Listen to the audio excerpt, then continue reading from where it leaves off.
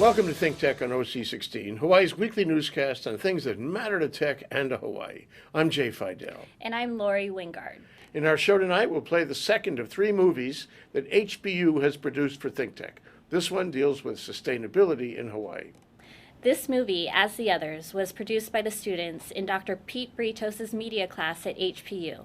From the concept to getting the guests, to hosting and conducting the interviews and the camera, lighting, sound, and editing work, this movie was made by those kids. Here it is.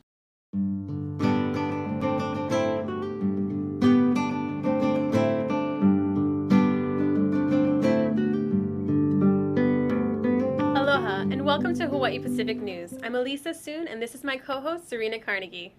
In today's program, we'll be discussing geothermal energy and food sustainability.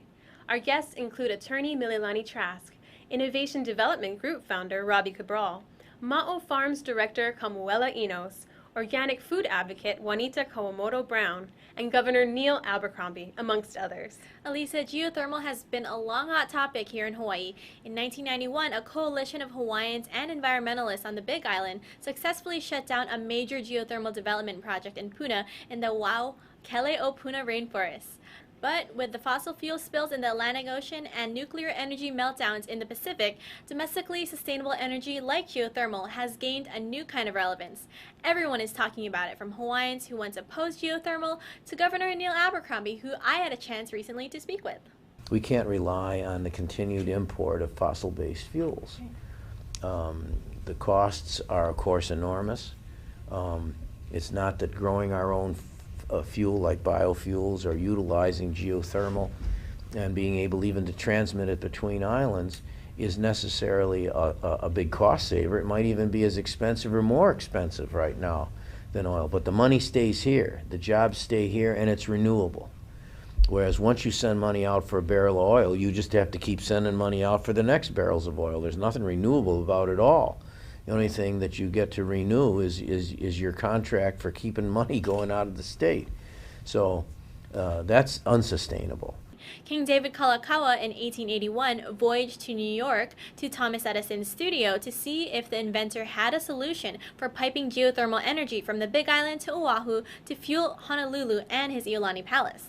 I guess Edison couldn't help him. No, but that's a recent example. HPN reporter Nicole Kato interviewed one Hawaiian who has built geothermal projects in New Zealand with Maori tribes who own geothermal land. Robbie Cabral, founder of the Hawaii-based Innovations Development Group, explains the Hawaiian and Maori genealogical and geothermal connection through mythologies they have in common. Maoris are what they call taitaina. And in Hawaiian culture, we say kaikaina. They're our younger siblings. We're their tuakana, or kaikuaana in Hawaiian. And their migrations, their genealogy, what they call their whakapapa, they descended from Hawaii. They migrated through a common ancestor of both of ours. They refer to him as Natoro Irangi. We refer to him as Nakolo Ikalani. And story goes in the migrations, when he navigated down to Aotearoa, leaving our very warm climate and arriving there in the winter. And he went into the middle of the country in an area called Taupo. And Taupo hosts the largest lake in the southern hemisphere. And on Mount Tongariro, he found himself dying from the cold, from the snow. And he immediately summoned upon his sisters, Te Pupu and Ho'aka. And the myth goes, and the genealogy, as they call it, is that when he summoned his sisters, they summoned through the demigod Maui, the Nafa from Hawaii, the fires from Hawaii. And so the demigod Maui took the fires from Tutupele and brought it all the way down Aotearoa. And that's how they believe they received their fires. So just as the fires connect us, is the genealogy.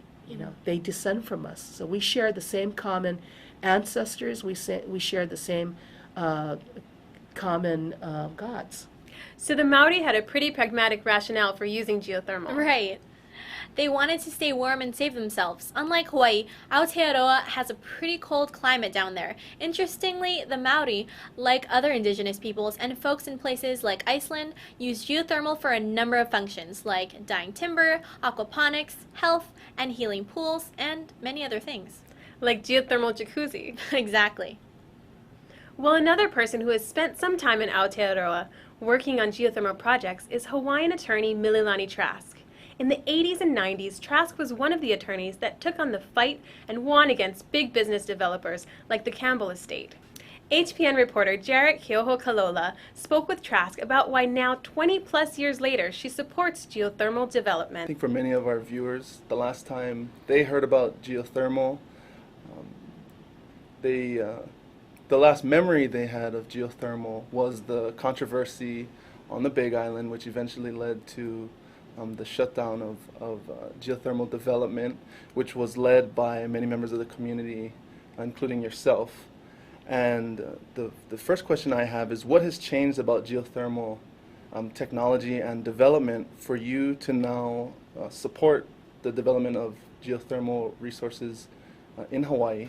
And what should members of the community, in the Hawaiian community and the community at large, who were at one time also opposed to geothermal, now support it also?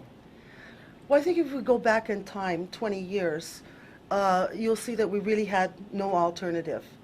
Geothermal development was not a prospect that was discussed with the community.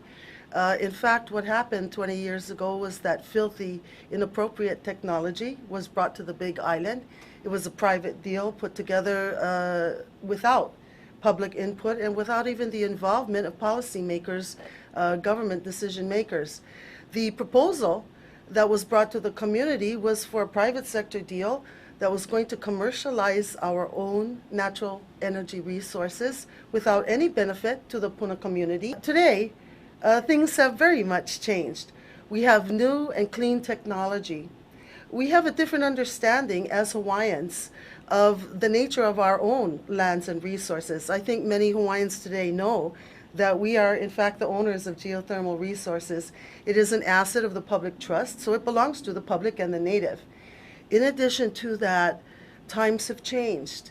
When you look at the crisis relating to global warming, when you look at our own carbon footprint, and we as Hawaiians are responsible for it, we have to admit that our own dependency and addiction to fossil fuel is contributing to our energy insecurity as a state, and it is continuing to toxify our environment. You've mentioned several times that the geothermal resources are publicly owned. Can you explain that for us? In Hawaii, geothermal resources are defined as being minerals. Minerals are one of the assets in what is known as the Ceded Land Trust. When Hawaii became a state, something very interesting happened here that did not happen anywhere else on the continent. In Hawaii, because of the historical relationship to the kingdom, when Hawaii became a state, the vast majority of what were called public trust resources were given and set aside in the state, not just for the public, but for the betterment of condition of Native Hawaiians. And so Hawaii is the only state in the Union in which virtually the entire public trust belongs to the public and the native. So here we have a good partnership between the public and the native. We don't really have to worry about the native fighting the public because together we own the resource. When you look at the law, it is because geothermal resources are defined as minerals. Minerals are part of the public trust. And so this really is something that belongs to each and every one of us. It is not a private asset. It has never been a private asset. But because of our colonial monopoly and the history that came about, we have never been able to really develop a public approach to geothermal development. And I think that we're now at a point where we need to consider it. When you look at communities like Puna, which has hosted geothermal for 17 years, they're the poorest district on our island. We need to keep that district in agriculture, because the Big Island is the breadbasket for our state. We cannot allow the lands of the Big Island to be converted to biofuel so that instead of planting food, we're planting weeds to burn in plants that were initially created for oil. We need to keep our agriculture for food security, and instead use the geothermal energy to not only provide the baseline, but also to support this proliferation of small businesses, health and wellness sector. Why not? People are coming to Hawaii to vacation. Let's make it a health and wellness destination, not just Waikiki for partying. Let's take a look at what's happening with hot housing. They're huge agricultural undertakings. In many countries we could learn from. So there's no limit to how small business might be able itself to develop and use geothermal energy. But unfortunately, right now in our state, the energy producers and transmitters do not make that steam available for small business development. We have to advocate for that. I understand Mililani and Robbie Cabral developed a native-to-native benefit model they used in New Zealand on their geothermal projects, and that now they are advocating for a community collaboration model for the Big Island. Yes, that's the idea. And apparently it is to make the community a collaborator in the geothermal project so that they get both indirect and direct benefits. It sounds like the community expects more than just energy out of their geothermal partners. And they may get it. Governor Neil Abercrombie had some final words about geothermal. I think geothermal is more than just theoretical.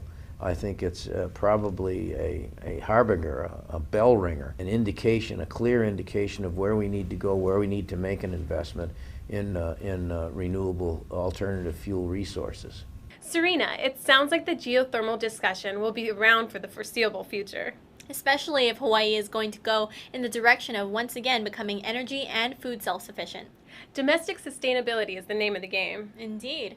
And until geothermal or some other alternative energy is a fully viable resource, we will still need to depend on importing oil and gas to the islands. Yes, and the price of oil has been on the rise again. And the more oil costs, the more everything we ship to the islands will cost, just like food. Food is important. Now across Hawaii, farmers and ranchers are experimenting with different ways of producing agriculture products, novel approaches which inspire to bring social, economic, and environmental well-being to both farm families and to the rural communities in which they live. HPN Sanjeev Rabinat talked to Juanita Kawamoto Brown about sustainable agriculture in Hawaii and the future of economics of importing resources from elsewhere. Aloha, welcome to Hawaii Pacific News. I'm Sanjeev Ranabat. Today we have a guest, Juanita Kawamoto Brown, and she's from Environmental Caucus at the Democratic Party of Hawaii. Welcome, Juanita. Aloha. So what is Environmental Caucus and what are you doing with this? Okay, the Environmental Caucus of the Democratic Party of Hawaii is an organization that's focused within the Democratic Party, follows issues that have to do with environmental platform. And I am the subcommittee chair of the Farm and Food Sustainability portion of our platform.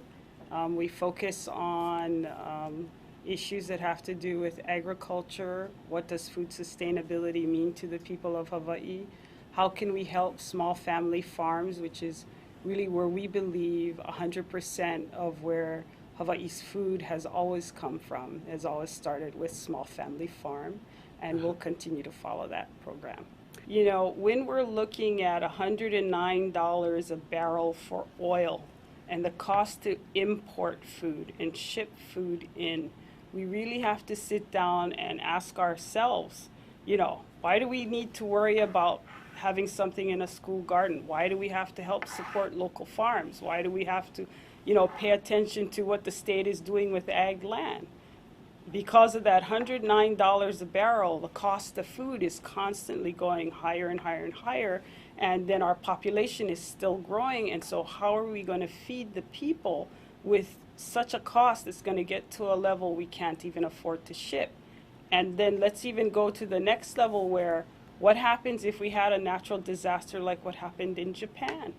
If we had a tsunami or an earthquake, where's our food if the fields are all fallow? If the children don't understand how to grow their own food, if they don't even understand what the aspect of food is. So the need was always there. It's just now we've got to get it out to the masses. If you go to the neighbor islands, this is no new news to them. If you're in Kula in an elementary school up there, or you're in Kohala where it's predominantly rural farm district, they all understand the importance of food and farming. In the city, where a lot of our population is, they need to get an understanding of what that is so that we can all work together and get it done right. What is the definition of sustainable agriculture? I personally believe from all the years that I've been watching what we've been doing here in our islands and the history of what we've been doing in these islands is that sustainable agriculture is a very simple process. We have so many people, we should be able to grow as much as we need to support what population is here. The Hawaiians did it. They were able to feed 1 million Hawaiians prior to Western introduction and any kind of civilization and legislation and organization that occurred even prior to that. It was just the village and the concepts of a village and the Hawaiian people saying, what do we do to feed all the people? And it's creating different systems that incorporate that, which is called the ahupua'a. From the mountain to the ocean, we take care of all the aspects regarding water, regarding soils, regarding pests, regarding every aspect of harvest. How does the group get together? So I believe that we just have to step it up again. One of the suppliers to local farmers markets is Maui Farms in Waianae. HPN reporter Sanji Rabinat sat down with Kamuela Enos, a director with Maui Farms, and talked about how they're not only part of the sustainable agriculture movement, but they are heavily involved in educating the local community about health issues and Hawaiian culture. Today we have a very special guest from Waianae, Mr. Kamuela Enos, one of the directors of Maui Farms, one of the largest organic farms on Oahu, and he also serves as a commissioner on President Obama's Commission on Asian Pacific Islanders. He just returned from Washington. Welcome back, Mr. Enos. Thank you for having me. Let's talk about the concept of Maui Farms. When and why did you start it? Well, Maui started about 10 years ago. The founders are Gary and Kukui Maunakea Firth. They're from the community of Waianae. And Maui, over the years, its vision has coalesced to where we are now, truly a social enterprise. A social enterprise is kind of a for-profit, non-profit hybrid. The for-profit side of our organization is 24-acre certified organic farm, where we sell a full range of different types of vegetables, using no chemical inputs, nor do we use chemical fertilizers or pesticides. The bulk of our produce is then sold to our urban center, whether through direct sales through our CSA, or through chefs, co-producers like Ed Kinney at Town Restaurant, who's been an incredible supporter of us, or to retail spaces like Whole Foods, Down to Earth, Umeke. So we're currently the largest organic farm on Oahu, and we're doing over $500,000 a year in sales so far. That's the enterprise side. The social side, though, I mean, where we really are looking at being mission-driven, is the fact that the bulk of our workforce is recruited from the community of Waianae. We have a college internship called the YLT, the Youth Leadership Training, where we recruit young adults from Waianae to work on the farm. The prerequisites is they have to be age 17 to 24, have graduated from high school, and live on the Waianae coast. As interns, they have to go through a rigorous process to enter the program, but once in, they're expected to put in 20 hours a week on the farm, Monday, Wednesdays, and Fridays, first thing in the morning before sunrise till about noon, and some Saturdays where they work at the farmers market. In exchange for that sweat equity, we provide them a full tuition waiver to Leeward Community College, a $500 a month stipend, and basically an environment where they are being empowered to take the lead in their community through being academics and through being mahi'ai, or traditional farmers. It's a 2.5-year to 3-year commitment where we graduate them with their associates and try to get them into their 4-year degree. And currently we're sending 25 kids from the coast to college, and this semester we're graduating 9 of them with their associates. So it's a way for us to kind of utilize many different address many different issues within our community, whether it's your education, to its health, to its economic development through one program, and have it be led by both the youth and have it be rooted in the land and culture. I think the challenge is first is in people's attitudes, especially in people in power, about what constitutes a feasible, that this can be a feasible model, and we are showing that it is.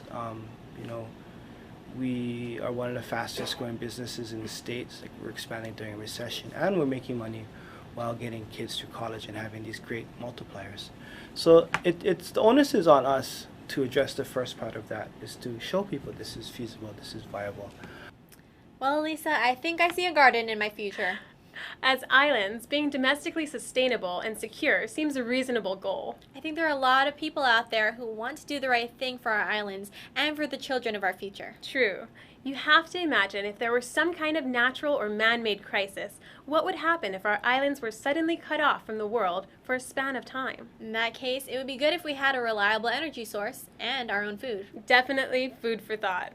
We want to thank you for spending time with us tonight. For Hawaii Pacific News, I'm Elisa Soon. And I'm Serena Carnegie. Aloha.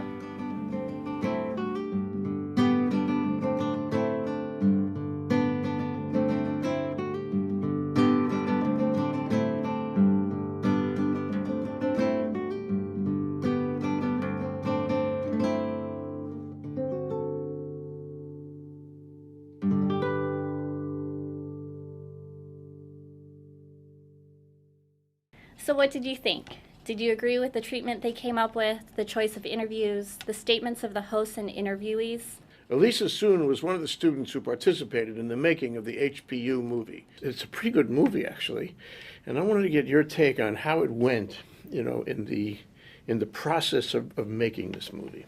Well, it really was a project that we had for our Writing for New Media class, and our professor, Dr. Peter Britos, gave us the opportunity to cover a story that we'd be interested in. So I think the first few classes was really brainstorming ideas about topics that the class wanted to cover, and that we'd have the opportunity to feature it in a movie that we'd show on Think Tech Hawaii. So we really wanted to cover topics that were very important to us and things that we were interested in, as well as things that we felt that the community should hear about. What was the learning process like? Because that's challenging. Anybody would have a challenge doing that, especially about sustainability, and the borderline with activism and all that. Definitely. It was a little intimidating, but our producers, we had Justin Ornelas, Sanjeev Rabinat, and Daphne Okla, who helped put together this film, really, took it on. They took on the challenge of setting up interviews with very, very important people, people like Mililani Trask.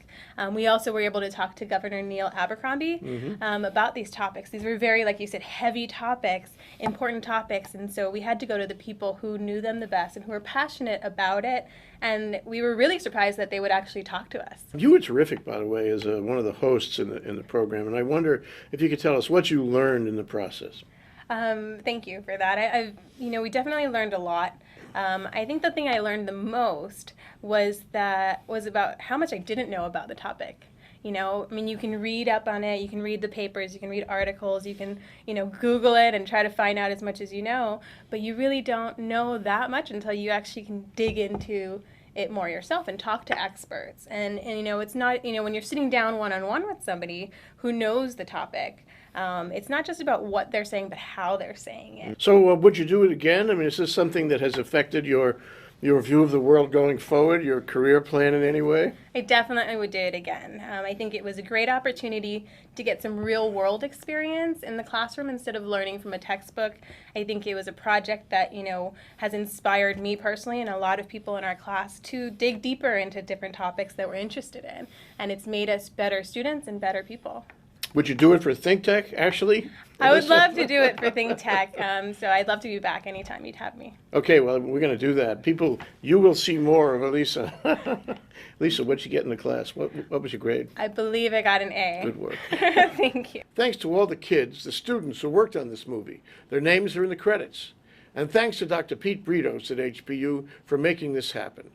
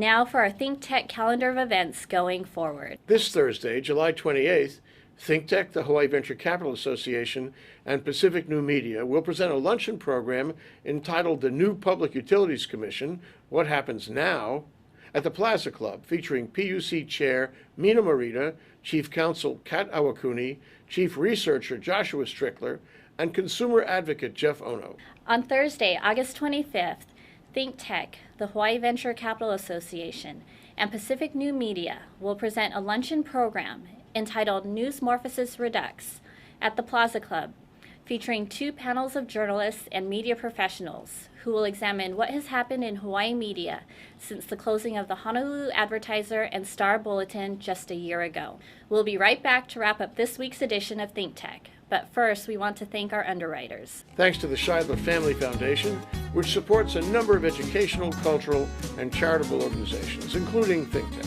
Hawaiian Electric Company and its affiliates Nico on Maui and Helco on the Big Island are deeply committed to the communities they serve. Galen Ho is a senior executive of BAE Systems, a global defense, security, and aerospace company. Oceanit, another local tech company, is one of Hawaii's largest and most diversified science and engineering companies. Okay, Lori, that wraps up this week's edition of ThinkTech. Remember, you can watch ThinkTech on OC16 several times every week. Can't get enough of it, just like Lori does, and Duko Ishii too. You bet, Jay. For lots more ThinkTech videos and for underwriting and sponsorship opportunities on ThinkTech on OC16, visit thinktechhawaii.com. Be a sponsor. Help us reach Hawaii. I'm Jay Fidel. Thanks for joining us on ThinkTech. I'm Lori Wingard. Aloha, everyone.